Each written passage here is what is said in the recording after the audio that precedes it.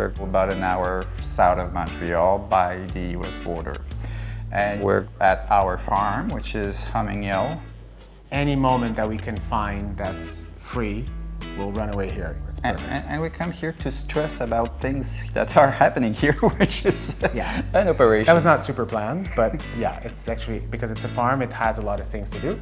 We have hay, so we're growing hay. We also have a flower farm, which is really what it's about. We have bees, so we also do, this year we did 20 kilos of honey. And we have the 7 new chicken girls that came in. We have Chanticleer chicken, and we also cut wood. So we have about 60 acres of forest. And it's really relaxing. When we bought the place, this was the garage, and it is big enough for us. It's perfect for us. It's actually at the perfect scale. For me, what was amazing about the architecture when Max designed it this way is that the 2 facing window doors is that connection between the land and both sides of the building. And what we did downstairs is mostly functional because it's connected to the vegetable garden. So the concept was ground floor, it's about growing, harvesting, prepping. And this is where we have our harvest table, and that's where we entertain and we cook and we spend the most time. So this is where the main part of the main floor is. Design-wise, what was great here, because it's a farm building, we went with the minimalism in the design approach. Everything that is used here is to this bare minimal, you know, the best proportion we could find. Clean lines. So there's really nothing that doesn't have a function.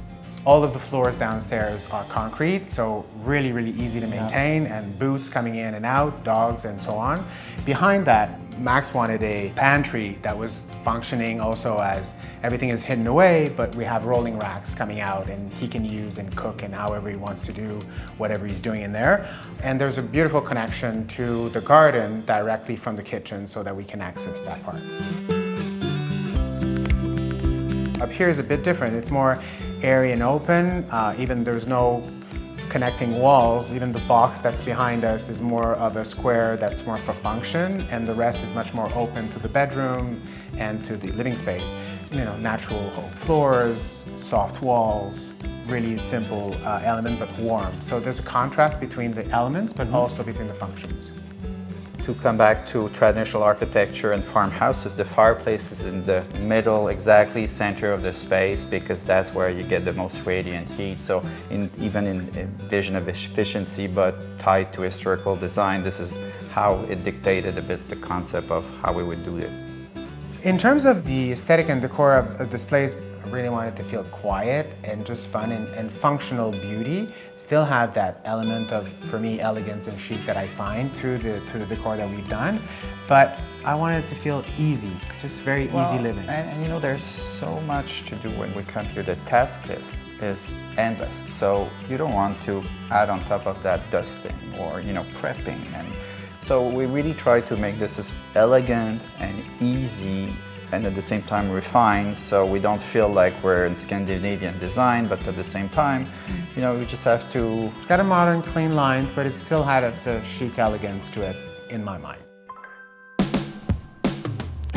So the bookcases, we had originally thought of having all of the box in wood and have 2 bookcases that we brought back from our apartment in New York, where Max wanted them It was all designed for those 2 bookcases. I was like, you know, this was the first look, you know, the shot.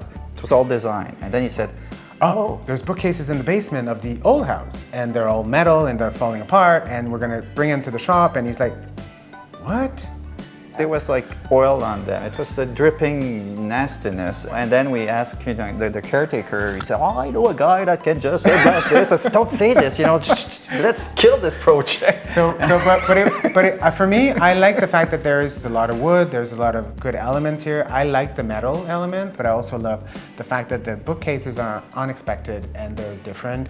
And they're super unfussy. And to his merit, you know, they're proper scale to the room. The other one would have been so much smaller. It would have just, this really works so well that, you know, I'm not saying it oftenly. He was right on this one. It was a great conversation for design and architecture for us with this project. We've had so many projects together, very personal for clients, obviously, but to have this one together was a really interesting process, because at the beginning we weren't going to do a living space downstairs, we were going to do only garages, but the whole conversation was really fun because we got everything that we both wanted. Yeah, over about 3 months of negotiation, you know. Negotiation sounds good. I saw like blueberry branch in the kitchen this morning, and I said, "Where did you pick this?" And he said, "Well, I just cut the blueberry bush that I've been growing for 2 years, and this is now decor, you know." And I see those everything for a pretty shop. I was like, "Don't do this to my bushes."